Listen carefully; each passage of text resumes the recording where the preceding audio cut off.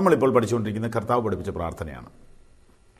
സ്വർഗസ്ഥനായ ഞങ്ങളുടെ പിതാവേ, നിന്റെ തിരുനാമം വിശുദ്ധീകരിക്കപ്പെടണമേ, നിന്റെ രാജ്യം വരണമേ, നിന്റെ ഇഷ്ടം സ്വർഗത്തിലെ പോലെ ഭൂമിയിലുമാകണമേ, ഞങ്ങൾക്കുള്ള ആവശ്യമുള്ള ആഹാരം തരണം. ഇങ്ങനെ ഈ പ്രാർത്ഥന നാം ഓരോ വാചകങ്ങളും തരം തിരിച്ച് പരിശോധിച്ച് അതിൻ്റെ സത്യങ്ങളെ ഗ്രഹിച്ചുകൊണ്ടിരിക്കുകയാണ്. അതിൽ ഞങ്ങളുടെ കടക്കാരോട് ഞങ്ങൾ ക്ഷമിച്ചതുപോലെ ഞങ്ങളോട് ക്ഷമിക്കണമേ എന്ന വചനവും നാം ചിന്തിച്ചു കഴിഞ്ഞു. ഒടുവിലത്തെ ഭാഗത്തേക്ക് നാം ഇപ്പോൾ വരികയാണ്. അവിടെ ഇങ്ങനെ പറയുന്നു, ഞങ്ങളെ പരീക്ഷയിൽ കടത്താതെ ദുഷ്ടങ്കിൽ നിന്ന് ഞങ്ങളെ വിടുവിക്കണമേ. നമ്മൾ ഈ സന്ദേശത്തിൽ ഒരു പുതിയ കാര്യം ചിന്തിക്കുകയാണ്. യേശു മനുഷ്യ സമൂഹത്തോട് പറയുകയാണ്, നിങ്ങളിങ്ങനെ പ്രാർത്ഥിക്കണം, നിങ്ങളിങ്ങനെ പ്രാർത്ഥിക്കണം. എങ്ങനെ? ഞങ്ങളെ പരീക്ഷയിൽ കടത്തരുതേ. ഇവിടെ ഒരു പുതിയ വെളിച്ചം മിശിഹാ തമ്പുരാൻ നമുക്ക് തരികയാണ്. എന്താണ് ആ വെളിച്ചം? നമ്മെ ചതിക്കുന്ന, നമ്മെ വലയ്ക്കുന്ന, ഉലയ്ക്കുന്ന, നമ്മുടെ ലക്ഷ്യം തെറ്റിക്കുന്ന, നാം അറിയാതെ തന്നെ നമ്മെ ഒരു കെണിയിൽ കൊണ്ടുവന്ന് ചാടിക്കുന്ന ഒരു ശക്തി ഈ ലോകത്തിലുണ്ട്. അതിനെക്കുറിച്ച് നമ്മെ ബോധവൽക്കരിക്കുകയാണ് ഈ പ്രാർത്ഥനയിലൂടെ. ഞങ്ങളെ പരീക്ഷയിൽ കടത്തരുത്. ദൈവവചനത്തിലൂടെ ഈ കാര്യം നിങ്ങൾ ഗ്രഹിക്കണമെന്ന് ഞാൻ ആഗ്രഹിക്കുന്നു. തെസ്സലോനിക്ക ലേഖനത്തിൽ ഇങ്ങനെ എഴുതിയിരിക്കുന്നു, പരീക്ഷകൻ നിങ്ങളെ പരീക്ഷിച്ചുവോ? ഞങ്ങളുടെ പ്രയത്നം വൃഥാവായോ എന്ന് ഞാൻ ഭയപ്പെടുന്നു. 1 തെസ്സലോനിക്കർ 3-ാം അധ്യായം 2, 3, 4 വാക്യങ്ങളിൽ ഈ കാര്യം കാണാം. പരീക്ഷകൻ നിങ്ങളെ പരീക്ഷിച്ചുവോ? ഞങ്ങളുടെ പ്രയത്നം വെറുതെയായോ എന്ന് പൗലോസ് ഇങ്ങനെ ഭയപ്പെടുന്നു. മറ്റൊരു സ്ഥലത്ത്, അതായത് നമ്പർ പറയാം, മത്തായി എഴുതിയ സുവിശേഷം 13-ാം അധ്യായം 4, 5, 6, 7 ഈ വാക്യങ്ങൾ വായിക്കുമ്പോൾ, വിതയ്ക്കുന്നവൻ വിതയ്ക്കാൻ പുറപ്പെട്ടു. വിതയ്ക്കുമ്പോൾ ചിലത് വഴിയരികെ വീണു, ചിലത് പാറസ്ഥലത്ത് വീണു. ഇങ്ങനെ പറയുന്ന ഒരു സംഭവമുണ്ട്. അതിനകത്ത് വഴിയരികെ വീണ വിത്ത് പറവകൾ വന്ന് പെറുക്കിക്കൊണ്ടുപോയി എന്നാണ് കർത്താവ് പറഞ്ഞത്. ശിഷ്യന്മാർ ചോദിച്ചു, എന്താണ് ഈ പറവ? യേശു പറഞ്ഞു, പിശാചാണ്. വിശദമായിട്ട് ചോദിച്ചപ്പോൾ ഒരുത്തൻ വചനം കേട്ടു, പക്ഷെ ഗ്രഹിച്ചില്ല. ദുഷ്ടനായ പിശാച് വന്ന് അവൻ്റെ ഹൃദയത്തിൽ വീണ നല്ല ചിന്തകളെ, വചനങ്ങളെ എടുത്തുകൊണ്ട് പോയി. ഇതാണ് ദുഷ്ടൻ്റെ പ്രവൃത്തി. അപ്പം ഈ വചനങ്ങളെല്ലാം ചേർത്ത് നാം പഠിക്കുമ്പോൾ നാം അറിയാതെ തന്നെ നമ്മെ നശിപ്പിക്കുന്ന ഒരു ശക്തി ഇവിടെയുണ്ട്. തിന്മയിലേക്ക് മനുഷ്യനെ തള്ളിവിടുന്ന, ശാപത്തിലേക്കും നാശത്തിലേക്കും മരണത്തിലേക്കും പരാജയത്തിലേക്കും ദുഃഖത്തിലേക്കും നെടുവീർപ്പിലേക്കും മനുഷ്യനെ വലിച്ചുകൊണ്ടു പോകുന്ന ഒരു ശക്തി ഈ ലോകത്തിലുണ്ട്. നാം ദൈവത്തെക്കുറിച്ച് അല്പമായിട്ട് അറിവുള്ളവരാണ്, മനുഷ്യനെക്കുറിച്ചും അറിവുണ്ട്. മൂന്നാമതൊരു ഒരു ശക്തിയുണ്ട്, മൂന്നാമതൊരു വ്യക്തിയുണ്ട്. ആ വ്യക്തിയെക്കുറിച്ച് നമുക്ക് അറിവില്ല. ആ ഒരു വ്യക്തിയെക്കുറിച്ചും കൂടെ ഈ പ്രാർത്ഥനയിൽ നമുക്ക് അറിവ് തരികയാണ് യേശു. ഒന്നുകൂടെ ഞാൻ വിശദീകരിക്കാം. ഞങ്ങളെ പരീക്ഷയിൽ കടത്തരുതേ. ആരാണ് പരീക്ഷിക്കുന്നത്? ബൈബിൾ ഇങ്ങനെ പറയുന്നു, ദൈവം ആരെയും പരീക്ഷിക്കുന്നില്ല. ചിലര് ഭയങ്കരമായ പ്രയാസം, രോഗം, കടഭാരം, വീടിന് ജപ്തി, കുഞ്ഞുങ്ങൾ പരീക്ഷയ്ക്ക് തോറ്റു, ഇങ്ങനെ വരുമ്പോൾ ചോദിക്കുന്ന ചോദ്യം, എൻ്റെ ദൈവമേ എന്നെ പരീക്ഷിക്കുകയാണോ? ദൈവമേ എന്നെ പരീക്ഷിക്കരുതേ, ഇങ്ങനെയൊക്കെ ചോദിക്കുന്നുണ്ട്. ദൈവം നമുക്ക് ചില പരിശോധനകൾ അനുവദിക്കുന്നുണ്ട്. അത് വേറൊരു വിഷയമാണ്, അത് വിശദമായിട്ട് പഠിപ്പിക്കാം. എന്നാൽ പരീക്ഷകൻ എന്ന് വിളിക്കുന്നത് ദൈവത്തെയല്ല, പിശാചിനെയാണ്. അപ്പോൾ പിശാച് വാസ്തവത്തിൽ മനുഷ്യനെ പരീക്ഷയിലേക്ക് കടത്തുന്നു. പരീക്ഷ ഇവിടെ എല്ലാം നാം ഇന്ന് പഠിക്കുന്നില്ലെങ്കിലും ചില കാര്യങ്ങൾ നാം ഇന്ന് ഗ്രഹിക്കും. ശ്രദ്ധിക്കാം, നമുക്ക് വിനയമായിട്ട് ദൈവവചനം ശ്രദ്ധിക്കാൻ ശ്രമിക്കാം. നോക്കൂ, ഞങ്ങളെ പരീക്ഷയിൽ കടത്തരുതേ. പ്രിയപ്പെട്ടവരെ, നിങ്ങൾ എത്ര ബുദ്ധിയുള്ള ആളാണെങ്കിലും നിങ്ങളറിയാത്ത കെണിയിൽ നിങ്ങൾ വീഴാറില്ലേ? നിങ്ങൾ എത്ര നല്ല മനുഷ്യനാണെങ്കിലും ചെയ്യരുതെന്ന് വിചാരിക്കുന്ന ചില തെറ്റുകൾ ചെയ്തു പോകാറില്ലേ? നിങ്ങൾ എത്ര സൂക്ഷിച്ച് കാര്യങ്ങൾ ചെയ്താലും ചിലപ്പോൾ കുഴഞ്ഞു പോകാറില്ലേ? നിങ്ങളെ നിരാശപ്പെടുത്തുവാൻ, നിങ്ങളുടെ കുടുംബത്തിൽ അസ്വസ്ഥതയുണ്ടാക്കുവാൻ, നിങ്ങളുടെ മനസ്സിൻ്റെ സന്തോഷം എടുത്തു കളയുവാൻ, നിങ്ങളുടെ സ്നേഹം ഇല്ലാതെയാക്കുവാൻ, നിങ്ങൾക്ക് പരിഭ്രമം ഉണ്ടാക്കുവാൻ ഒരാൾ പ്രവർത്തിക്കുന്നുണ്ട് എന്ന് പറഞ്ഞാൽ വിശ്വസിക്കാൻ പറ്റുമോ? വിശ്വസിക്കാൻ ബുദ്ധിമുട്ടുള്ളതും പക്ഷെ സത്യമായതുമായൊരു വസ്തുതയിലേക്ക് ഞാൻ വിരൽ ചൂണ്ടുന്നു. മനുഷ്യനെ ചതിക്കുന്ന, എന്നും മനുഷ്യൻ്റെ ശത്രുവായിരിക്കുന്ന ഒരു വ്യക്തിയെക്കുറിച്ച് ബൈബിൾ വിരൽ ചൂണ്ടുന്നുണ്ട്. അവനാണ് പിശാച്. ഈ 2 ദിവസം മുമ്പ് ഒരാളെന്നോട് ചോദിച്ചു, പിശാച് ഒരു സത്യമാണോ അതോ സങ്കല്പമാണോ? അങ്ങനെ ഒരാളുണ്ടോ? അങ്ങനെ ഒരു വ്യക്തിയുണ്ടോ? യേശുക്രിസ്തു ഒരു സങ്കല്പമാണോ? അല്ല. അതുപോലെ തന്നെ സാത്താനും ഒരു യാഥാർത്ഥ്യമാണ്. വചനം കാണിക്കാം. മത്തായി എഴുതിയ സുവിശേഷം 4-ാം അധ്യായം, അത് നമ്മളിപ്പോൾ പഠിച്ചുകൊണ്ടിരിക്കുന്നതിൻ്റെ നേരെ പുറകിലത്തെ പേജ്, 4-ാം അധ്യായം 1 മുതൽ, പേജ് നമ്പർ 3, അധ്യായം 4, വാക്യം 1. അനന്തരം പിശാചിനാൽ പരീക്ഷിക്കപ്പെടുവാൻ യേശുവിനെ ആത്മാവ് മരുഭൂമിയിലേക്ക് നടത്തി. അവൻ 40 പകലും 40 രാവും ഉപവസിച്ച ശേഷം അവന് വിശന്നു. അപ്പോൾ പരീക്ഷകൻ അടുത്തു വന്നു, നീ ദൈവപുത്രനെങ്കിൽ ഈ കല്ല് അപ്പമായി തീരുവാൻ കൽപ്പിക്കുക എന്ന് പറഞ്ഞു. അതിനവൻ, മനുഷ്യൻ അപ്പം കൊണ്ട് മാത്രമല്ല ദൈവത്തിൻ്റെ വായിൽ കൂടി വരുന്ന സകല വചനം കൊണ്ട് ജീവിക്കുന്നു എഴുതിയിരിക്കുന്നു ഉത്തരം പറഞ്ഞു. ഇവിടെ എന്ത് കാണാം? ലളിതമായിട്ട് വിവരിക്കാം, ശാന്തമായിട്ട് വിവരിക്കാം. യേശുക്രിസ്തു ഒരു വ്യക്തിയാണ്, സാത്താൻ ഒരു വ്യക്തിയാണ്. അവൻ പരീക്ഷിക്കുവാനാണ് വന്നത്. അപ്പോൾ അവൻ തന്നെയാണ് പരീക്ഷകൻ. അവൻ അടുത്തു വന്നു. അപ്പോൾ അവൻ സഞ്ചരിക്കുന്നവനാണ്. അവൻ അടുത്തു വരാൻ പറ്റും, അകന്നു നിൽക്കാൻ പറ്റും. അപ്പം പിശാച് നിങ്ങളോട് അടുത്തു വരുന്ന സമയങ്ങളുണ്ട്, നിങ്ങളെ ചതിക്കാൻ, നിങ്ങളെ കുഴയ്ക്കാൻ. എന്താണ് പിശാചിൻ്റെ പ്രധാന ലക്ഷ്യം? പിശാചിൻ്റെ പ്രധാന ലക്ഷ്യം ദൈവത്തിൻ്റെ വചനത്തിൽ നിന്ന് ഞാൻ നിങ്ങളോട് വിവരിക്കാം. നിങ്ങളുടെ മനസ്സ് ദൈവത്തിൽ നിന്ന് അകറ്റുക. നിങ്ങളുടെ മനസ്സ് ദൈവത്തിൽ നിന്ന് അകറ്റുക. ഇത് മാത്രമാണ് പിശാചിൻ്റെ ലക്ഷ്യം. നിങ്ങളെ ദൈവത്തിൽ നിന്ന് അകറ്റിക്കളയുക. അതിന് പിശാച് 1 ദിവസമല്ല, 2 ദിവസമല്ല, 1 മാസമല്ല, 1 വർഷമല്ല, നിങ്ങളുടെ ആയുസ് മുഴുവനും പിശാച് അതിനുള്ള പരിശ്രമങ്ങൾ ഇങ്ങനെ ചെയ്തുകൊണ്ടിരിക്കും. ഇത് ഉൽപ്പത്തി പുസ്തകത്തിൽ കാണാം. മനുഷ്യൻ്റെ അടുക്കൽ പിശാച് വന്നിട്ട് അവനോട് ഭയങ്കര സഹതാപം പോലെ, സ്നേഹം പോലെ, വലിയ പ്രീതി പോലെയൊക്കെ സംസാരിച്ചു. പക്ഷെ സംസാരത്തിൻ്റെ അടിയിൽ കിടന്ന ഉദ്ദേശം ദൈവത്തിൽ നിന്ന് ഇവരെ അകറ്റുക എന്നുള്ളതായിരുന്നു. അത് സംഭവിച്ചു. ദൈവത്തെ സംശയിക്കുക, ദൈവത്തെ അവിശ്വസിക്കുക, ആ ചിന്ത ഭയങ്കരമാണ്. വാസ്തവത്തിൽ സാക്ഷാൽ സ്നേഹനിധിയായ സൃഷ്ടാവായ ദൈവം തമ്പുരാന്റെ ആ തിരുമുമ്പിൽ നിന്ന് നമ്മെ അകറ്റിക്കളയുവാൻ ശ്രമിച്ച പിശാചിനെയാണ് ഉൽപ്പത്തി പുസ്തകത്തിൽ കാണുന്നത്. പക്ഷെ നല്ല കാര്യം പറഞ്ഞുകൊണ്ടാവും വരുന്നത്. ഒരിക്കലും അവൻ പച്ചക്കള്ളം പറയില്ല. പിശാച് ഒരിക്കലും ദൈവം ഇല്ലെന്ന് നിങ്ങളോട് പറയില്ല. പിശാച് ഒരിക്കലും പച്ച നുണ പറയില്ല. യോജിക്കുന്ന കാര്യങ്ങൾ പറഞ്ഞ് നമ്മളെ ഒരു ചിന്തയിൽ മാറ്റം വരുത്തി കളയും. ഇതാണ് ഒന്നാമത്തെ സംഭവം.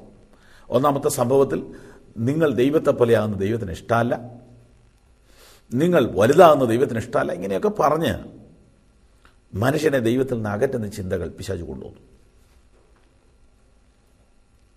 യേശു ഇവിടെ വന്നപ്പോൾ പ്രാർത്ഥിക്കാൻ പഠിപ്പിക്കുകയാണ്. നിങ്ങൾ പ്രാർത്ഥിക്കുമ്പോൾ എല്ലായ്പ്പോഴും ഇത് പ്രാർത്ഥിക്കണം: എൻ്റെ ദൈവമേ, പിശാചിൻ്റെ പരീക്ഷയിൽ നിന്ന് എന്നെ വിടുവിക്കണമേ, സാത്താൻ്റെ വഞ്ചനയിൽ നിന്ന്, ചതിയിൽ നിന്ന് കാത്തുകൊള്ളണമേ. സഹോദരങ്ങളെ, നമ്മൾ പ്രാർത്ഥനയെക്കുറിച്ചാണ് പഠിച്ചുകൊണ്ടിരിക്കുന്നത്. ഞാൻ നിങ്ങളുടെ സ്നേഹത്തോടെ അപേക്ഷിക്കുന്നു, നിങ്ങൾ ഈ കാര്യവും കൂടെ പ്രാർത്ഥിക്കണം. നിങ്ങൾ ഏറ്റവും ബുദ്ധിയുള്ള ആളായിരിക്കും, പക്ഷെ നിങ്ങളുടെ ബുദ്ധിയൊന്നും വിജയിക്കത്തില്ല. നിങ്ങൾ ഏറ്റവും മിടുക്കനായിരിക്കും, പക്ഷെ നിങ്ങൾ ഇതും കൂടെ പ്രാർത്ഥിക്കണം. നോക്കൂ, മെശിഹ തമ്പുരാൻ ഒരു രാത്രി മുഴുവൻ പ്രാർത്ഥിച്ചു എന്ന് ബൈബിൾ എഴുതിയിരിക്കുന്നു. അങ്ങനെ മണിക്കൂറുകൾ പ്രാർത്ഥിക്കാറുള്ള ഈ യേശു തമ്പുരാൻ നമ്മെ പ്രാർത്ഥിക്കാൻ പഠിപ്പിച്ചപ്പോൾ വെറും 6 വിഷയം പ്രാർത്ഥിക്കാൻ പഠിപ്പിച്ചു. നിന്റെ നാമം വിശുദ്ധീകരിക്കപ്പെടണമേ, നിന്റെ രാജ്യം വരണമേ, നിന്റെ ഇഷ്ടം നടക്കണമേ. 3, അടുത്ത 3, ഞങ്ങൾക്ക് ആഹാരം തരണമേ, ഞങ്ങളോട് ക്ഷമിക്കണമേ, ഞങ്ങളെ പിശാചിൻ്റെ പരീക്ഷയിൽ നിന്ന് വിടുവിക്കണമേ. ആകെ 6 കാര്യം പ്രാർത്ഥിക്കാൻ പഠിപ്പിച്ചപ്പോൾ അതിലൊന്ന് സാത്താനോടുള്ള യുദ്ധമാണ്. വാസ്തവത്തിൽ പിശാചിൻ്റെ ചതിയിൽ നിന്നും നാം രക്ഷപ്പെടാൻ വേണ്ടിയുള്ള ഒരു മാർഗമാണ് പ്രാർത്ഥന. ഈ ഭാഗം വളരെ വിവരിക്കേണ്ടതാണ്. ഞങ്ങളെ പരീക്ഷയിൽ പ്രവേശിപ്പിക്കരുതേ. ഈ സന്ദേശത്തിൽ മാന്യസ്നേഹിതരോട്, സഹോദരന്മാരെ, നാം ഇത് പ്രാർത്ഥിക്കണമെന്ന് മെശിഹ തമ്പുരാൻ പറഞ്ഞു. നമ്മളിത് പ്രാർത്ഥിക്കാറുണ്ടോ? നമ്മളിത് ചൊല്ലുന്ന കാര്യമല്ല ഞാൻ ഉദ്ദേശിക്കുന്നത്. നിങ്ങൾ ഇതിൻ്റെ ഗൗരവം മനസ്സിലാക്കിയിട്ടുണ്ടോ? ഒന്നുകൂടെ ശ്രദ്ധിച്ച് നോക്കിയാട്ടെ. നിങ്ങളെ തകർക്കാൻ, നിങ്ങളുടെ കുഞ്ഞുങ്ങളെ നശിപ്പിക്കാൻ പിശാച് ശ്രമിക്കുന്നുണ്ടെന്നുള്ള കാര്യം നിങ്ങൾ അറിയണമെന്നല്ലേ ഈ പ്രാർത്ഥനയുടെ അർത്ഥം? വിശദീകരിച്ചു തരാം. ബൈബിൾ തുറക്കൂ. യോഹന്നാന്റെ സുവിശേഷം 10-ാം അധ്യായം 10-ാം വാക്യം. യോഹന്നാന്റെ സുവിശേഷം 10-ാം അധ്യായം 10-ാം വാക്യം. മോഷ്ടിപ്പാനും അറുപ്പാനും മുടിപ്പാനും അല്ലാതെ കള്ളൻ വരുന്നില്ല. പിശാചിനെ കുറിച്ച് പറഞ്ഞിരിക്കുകയാണ്.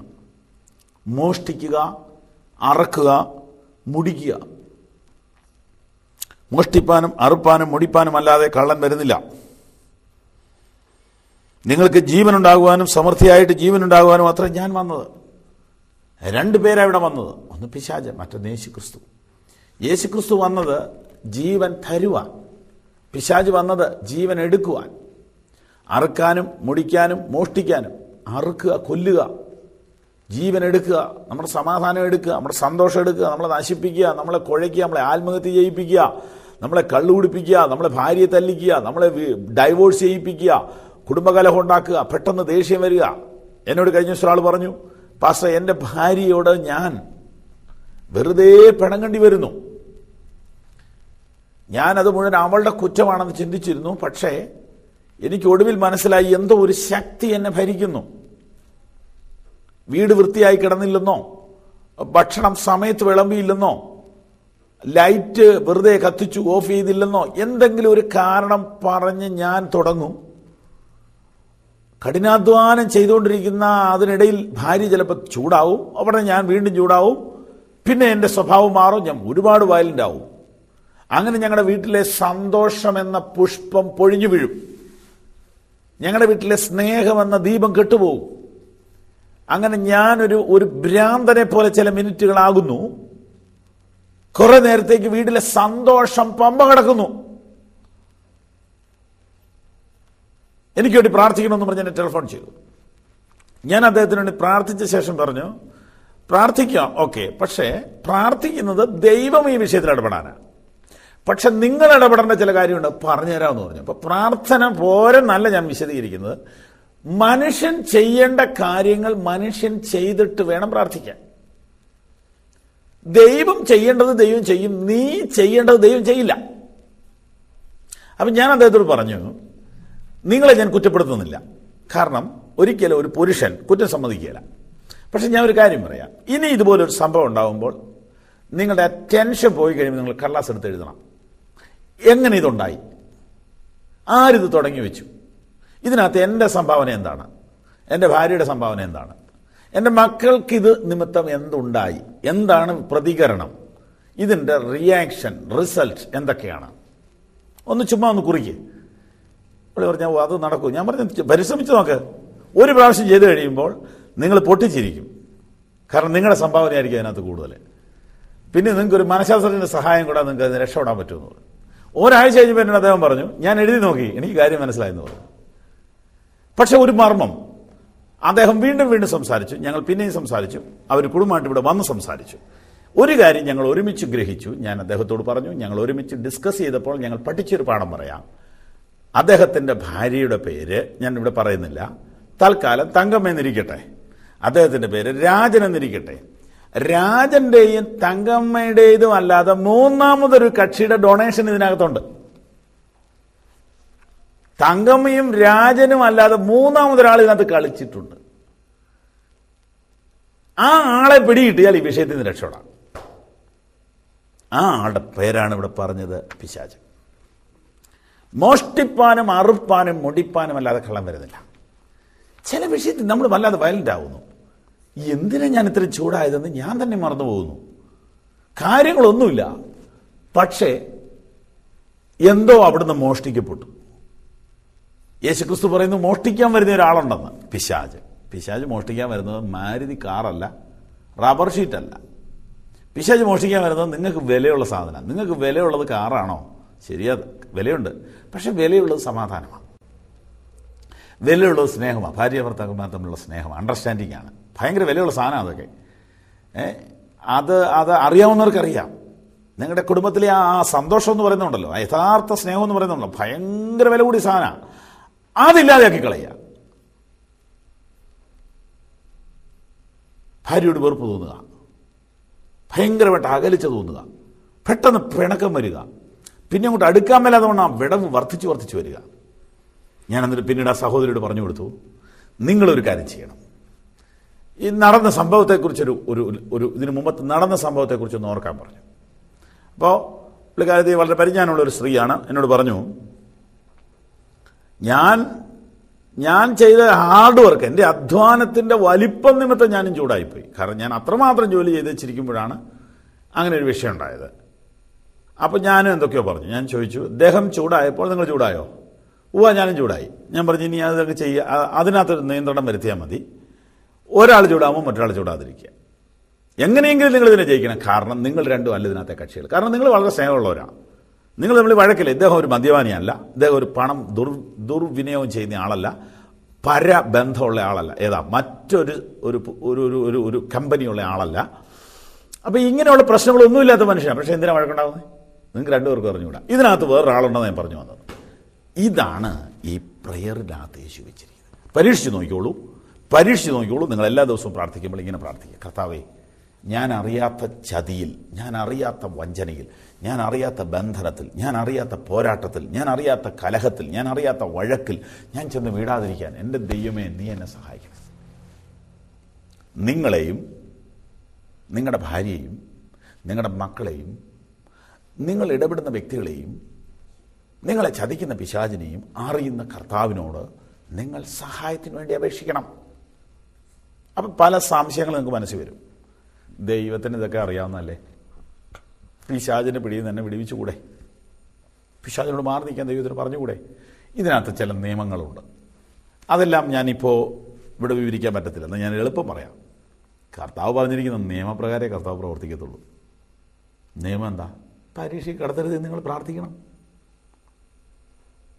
എന്താ പരീക്ഷ എന്ന് പറഞ്ഞാൽ? ഞങ്ങളെ പരീക്ഷയിൽ കടത്തരുതേ. 10ാം ക്ലാസ്സിൽ പഠിച്ചുകൊണ്ടിരിക്കുന്ന ഒരു കുട്ടി പ്രാർത്ഥിക്കേണ്ട കാര്യമാണോ ഇത്? ഞങ്ങളെ പരീക്ഷയിൽ കടത്തരുതേ. അല്ല, ആ പരീക്ഷയല്ല ഇത്. അല്ല, എക്സാമിനേഷൻ്റെ കാര്യമല്ല ഈ പറഞ്ഞിരിക്കുന്നത്. ഞങ്ങളെ പരീക്ഷയിൽ കടത്തരുതേ. നമ്മൾ പഠിച്ചുകൊണ്ടിരിക്കുന്ന പ്രാർത്ഥനയിലെ ഒടുവിലത്തെ ഈ വിഷയം വളരെ പ്രധാനപ്പെട്ടതാണ്. ഞങ്ങളെ പരീക്ഷയിൽ കടത്തരുതേ, ഞങ്ങളെ പരീക്ഷയിൽ കടത്തരുതേ എന്ന് പറഞ്ഞാൽ മനുഷ്യനെ ആദ്യം മുതൽ പരീക്ഷിച്ചു കൊണ്ടിരിക്കുന്ന പിശാചിൻ്റെ ചതിയിൽ നിന്ന് ഞങ്ങളെ കാക്കണമേ, ഞങ്ങളെ വിടുവിക്കണമേ എന്നാണ്. ഞാൻ ലളിതമാക്കി തരാം. ഓരോ ദിവസവും ആരംഭിക്കുന്നതിന് മുൻപേ, ഓരോ ദിവസവും ജീവിതത്തിലേക്ക് ഇറങ്ങുന്നതിന് മുൻപേ നിങ്ങൾക്ക് വേണ്ടി പ്രാർത്ഥിക്കണം. നിങ്ങളുടെ വിഷയങ്ങൾക്ക് വേണ്ടിയല്ല, നിങ്ങൾക്ക് വേണ്ടി. നിങ്ങളുടെ വിഷയങ്ങൾക്ക് വേണ്ടിയല്ല, നിങ്ങളുടെ ബിസിനസ്സിന് വേണ്ടിയല്ല, നിങ്ങളുടെ ബന്ധുക്കൾക്ക് വേണ്ടിയല്ല, സുഹൃത്തുക്കൾക്ക് വേണ്ടിയല്ല, നിങ്ങൾക്ക് വേണ്ടി. കർത്താവേ, എൻ്റെ ചിന്തയിൽ, നോട്ടത്തിൽ, ഇടപാടുകളിൽ പിശാച് പ്രവർത്തിക്കാതെ, പിശാച് വെച്ചിരിക്കുന്ന ചതിക്കുഴിയിൽ ഞാൻ വീഴാതെ എന്നെ കാക്കണമേ. പരീക്ഷയിൽ പ്രവേശിപ്പിക്കരുതേ.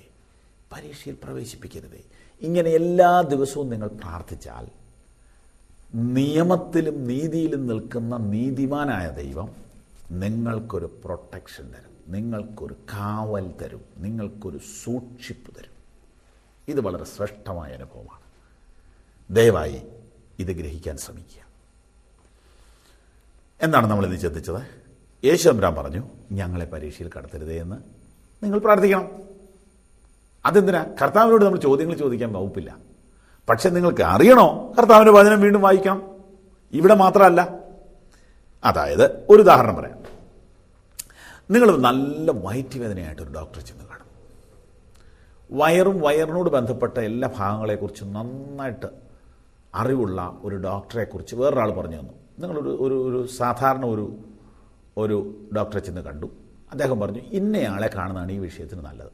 ഉടനെ നിങ്ങൾ അവിടെ ചെന്നു നിങ്ങളുടെ വിവരങ്ങളെല്ലാം അദ്ദേഹം ഇങ്ങനെ കേട്ടു. ഏത് ഭാഗത്താണ് വേദന? ഈ അടിവശത്ത്. എപ്പോഴാണ് സാധാരണ വേദന വരുന്നത്? രാവിലെ ഉണ്ട്, ഉച്ചയ്ക്കുണ്ട്, എപ്പോഴും ഉണ്ട്. ഭക്ഷണം കഴിക്കുമ്പോൾ വേദന കൂടുതലാണോ? അതെ. കഴിക്കാതിരിക്കുമ്പോൾ ഒരു ചെറിയ പുകച്ചിൽ പോലെയാണ്. ശരി. എത്ര നാളായി തുടങ്ങിയിട്ട്? 8 കൊല്ലമായി. എന്തൊക്കെ മരുന്ന് കഴിച്ചു? ഇന്ന മരുന്നുകളൊക്കെ കഴിച്ചു.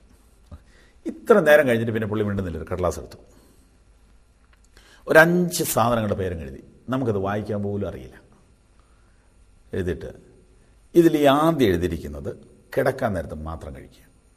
രണ്ടാമത് എഴുതിയിരിക്കുന്നത് രാവിലെ ഉച്ചയ്ക്കും വൈകിട്ടും കഴിക്കുക. മൂന്നാമത് എഴുതിയിരിക്കുന്നത് ഭക്ഷണത്തിന് ശേഷം മാത്രം കഴിക്കുക. ഇങ്ങനെ ഓരോന്നിനെക്കുറിച്ചും പറഞ്ഞു. ഉടനെ നിങ്ങൾ ചോദിക്കുക, അതെന്തിനാ ഇത് ഭക്ഷണത്തിന് ശേഷം ആക്കുന്നത്? മറ്റേതിനാ രാത്രിയിലാക്കുന്നത്? ഇതെന്തിനാ ഉച്ചയ്ക്ക് കഴിക്കുന്നത്? ഇതിങ്ങനെ കഴിച്ചില്ലേ എന്നാ കുഴപ്പം? നിങ്ങളിങ്ങനെ ചോദിക്കാൻ നിങ്ങൾക്ക് അവകാശമുണ്ട്. പക്ഷേ പ്രശ്നം എന്താണെന്നറിയോ?